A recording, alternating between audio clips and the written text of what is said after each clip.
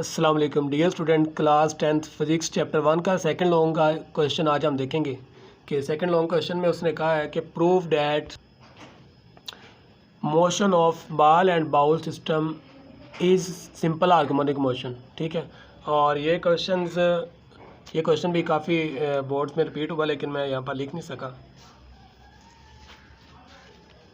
सबसे पहले आपने यहाँ पर सिंपल हार्मोनिक मोशन की डेफिनेशन लिखनी है।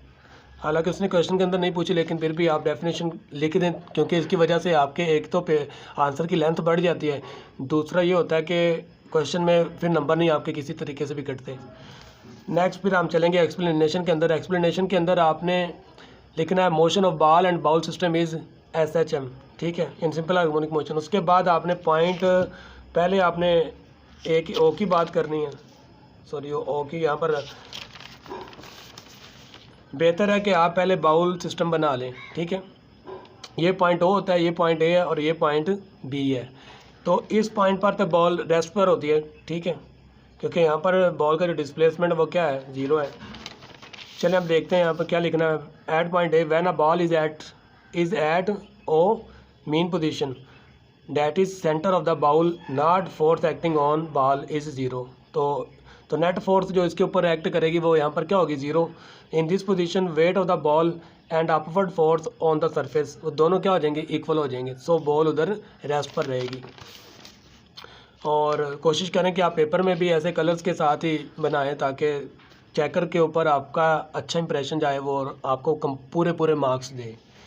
एट पॉइंट ए, अब इस पॉइंट की बात करेगा। If we bring ball at point A, कहता है अगर हम बॉल को पॉइंट ए पर लेके जाएं, इस पॉइंट पर, एंड रिलीज इट, और इसको यहाँ से छोड़ दें, तो जारी बात वो नीचे की तरफ आएगी। Ball start to move toward the mean position due to restoring force. ठीक है, और फिर पॉइंट बी की बात करें, due to the inertia ball will not stop at point O. कहता है अगर हम यहाँ से नीचे इसको छोड़ेंगे ना, तो ये यहाँ पर दोबारा रुकेगी नहीं, क्योंकि इनर्शिया की वजह से ये आगे जाएगी पॉइंट बी की तरफ।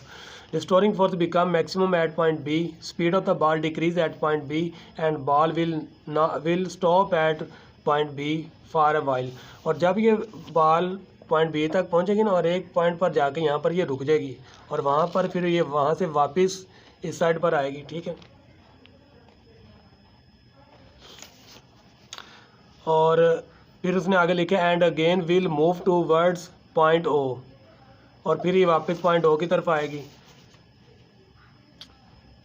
And then this process repeated again and again till all of the energy is lost by friction. कहता है ये जो प्रोसेस है ना, इसका आने जाने का लगा रहेगा जब तक इस बॉल की कंप्लीट एनर्जी लॉस्ट ना हो जाए।